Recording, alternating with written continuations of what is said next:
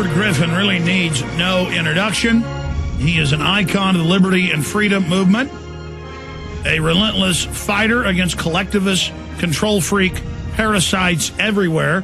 We're going to cover a range of issues with G. Edward Griffin today and take your phone calls. Everybody holding. 1-800-259-9231. We'll be interspersing calls throughout the interview, including coming up in the next segment. And you can comment on whatever issue you bring up. But G. Edward, I wanted to ask you this. Why are they coming out in the open about world government? Why are they admitting that public schools are using laptops they give the students to watch them and their parents at home? Why are they, are the parasites going crazy on power trips, which we see throughout history? Or is there a method to their madness to try to just overwhelm us by throwing it in our face, trying to acclimate us? Well, it's a good question. I think like so many issues in that category, there probably is no one single answer that's correct. I think there are several that probably fit in. You know, these people that are pretty much pulling the big levers aren't as smart, I don't think, as we sometimes tend to give them credit for, but I think they're very cunning and they're very agile so that they are able to take advantage of the twists and turns in the stream as they're coming down on their raft. They don't really plan it. They're going to go on the left side of the boulder till they really get there, you know. So, but they're agile enough to get around it. And so whenever issues come up, they say, okay, how are we going to make lemonade out of these lemons? And they do pretty good at that. I think, though, certain answers do become kind of obvious. One is that the closer they get to the goal line, the less possible it is to conceal the fact that they're heading for the goal line. You know, once you get right there, you can see the horses coming on the home stretch. Oh, here they are. This is the end of the race. So they might as well come right out and be open about it because there's no way to conceal it in the first place. And secondly, the thought that comes to my mind is that the conditioning of the American mind has been going on for so long, and people have become so passive and so timid about all of this that they're standing in awe and in amazement saying, golly, look at this. It's happening, isn't it? They don't have this power of righteous indignation to really do much about it. They're just sort of fascinated by it. So you're saying deer in the headlights. Yeah, deer in the headlights, exactly. Thanks for cutting that short because that's the perfect summary of it. So I think those are the two main answers to that question. What about the term conspiracy theorist? I was on a radio show and I was told I was a conspiracy theorist, that the White House and Downing Street memos that are even mainstream news admit Bush and Blair premeditatedly lied about WMDs. They weren't wrong about it. They lied about it. And the establishment just says, you're a conspiracy theorist. I don't see that working anymore. I mean, it seems to destroy their credibility. Well, it's working less and less, isn't it? Because more and more people have gotten used to that phrase, too. I kind of think of that, in the American Revolution, the British called the colonists who resisted, they called them a bunch of Yankees. That was an insult.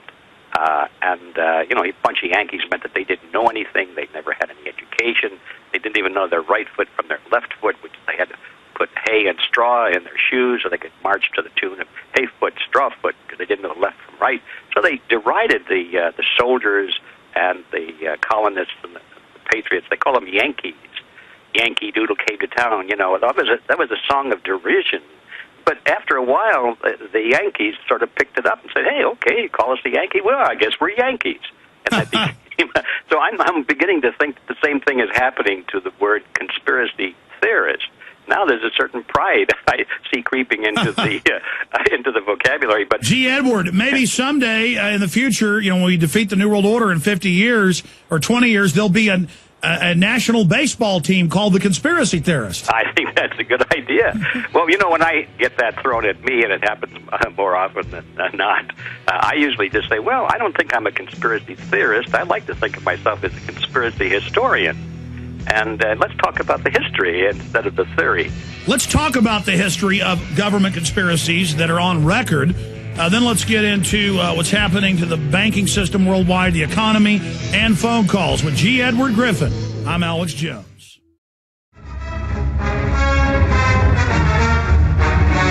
All right, we got 52 minutes left. G. Edward Griffin is our guest. G. Edward Griffin is a writer and documentary film producer for 45 years, been exposing the hidden agenda now that's out in the open of the world government. Well known because of his talent for researching difficult topics and presenting them in clear terms that all can understand. With many successful titles to his credit, he has dealt with such diverse subjects as archaeology, the Federal Reserve System, international banking, terrorism, internal subversion, U.S. foreign policy, the Supreme Court, and the United Nations. His better-known works include The Creature from Jekyll Island, Moles in High Places, The Open Gates of Troy, No Place to Hide, The Capitalist Conspiracy, More Deadly Than War. Perhaps we'll talk about the capitalist conspiracy today and explain why we always see big bankers and oligarchs and industrialists behind communist movements and why they're pushing for government-run health care and big government and the green tax takeover today. But, G. Edward, we started getting into conspiracies. When three guys decide to rob a bank, that's a conspiracy.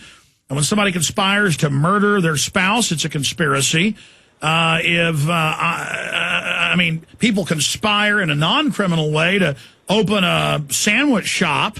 It's insane for the government and the media to say all these other countries and people are involved in conspiracies, but our government, it's never involved. Powerful people don't get behind closed doors to try to expand their power.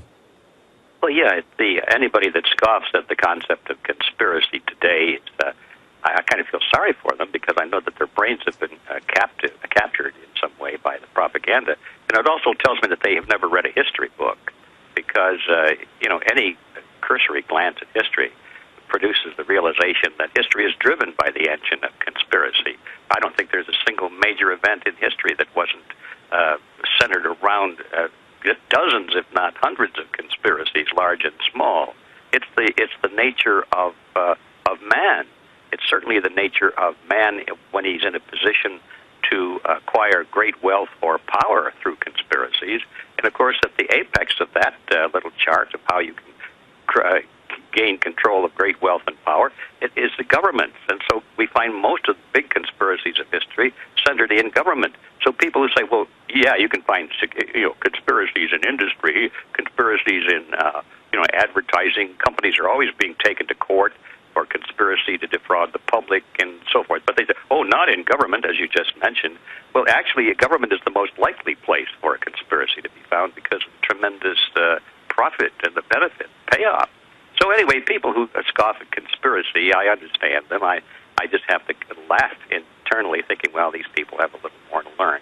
But in time, they will learn it, and they'll be saying somewhere down the line that, well, I've been telling you all along that there are conspiracies out there, But it's our job to educate and to present the facts so that people can come to that conclusion themselves, not because we said so, not because we labeled it a conspiracy, but just label out the history of what happened, who did it, and document it, and then they'll say, by golly, that's a conspiracy. Well, so G. Edward, I do a lot of interviews like you do to magazines, newspapers. I was on CBC radio yesterday, and they said, how did you come upon these views? How did you become a conspiracy theorist? And it was the same answer you just gave. My parents are big readers. My mom was a history major in college, and my dad's a physician. And I learned early on that history books were more entertaining by the time I was about 12. And my son's now the same way at 7. That's his favorite thing is children's, and he's now even reading adult history books and encyclopedias and things, that hunger for knowledge. Any period, any culture, any empire, that's all it is conspiracies. That's why these empires and Caesar and others always set up police states, because there were always people conspiring in their own government to overthrow them. So it's just asinine to say there aren't conspiracies afoot. What are some of the more famous conspiracies that have been proven to be real? Oh, I guess et tu, Brute. We all know about the Roman conspiracy, assassinations that took place there. In fact, I wasn't prepared for that question, but it would be a fun thing to assemble. I remember back in, I think it was the 50s or maybe the 60s, there was a lot of television coverage and news coverage to exposing the Mafia, the mafiosa and the Cosa Nostra in the United States and around the world. Well, heck, that's a conspiracy. Everybody acknowledges that. It doesn't take long. If you really are looking for a conspiracy conspiracy to study, all you have to do is go down to your local courthouse and sit there and listen to cases for a day or two, and you'll find out that I'm going to guess that probably 10 or 15% of them involve conspiracies. Conspiracies are all over the place. They're the norm. Families conspire to steal the inheritance away from the primary inheritor. Corporations conspire to defraud the public, and pharmaceutical companies conspire to hide scientific evidence that shows that their drugs are killing people. And you can just go. There's no trouble finding conspiracies. Well, let's go back to the Mafia. That's the best example I've ever heard. I hadn't thought of that. Here you have J. Edgar Hoover, who was clearly being blackmailed by the Mafia, getting up in speeches and saying there's no such thing as La Cosa Nostra, and then researching those cases because it's so interesting. I probably read 15 books or more and watch a lot of television programs like most people about it.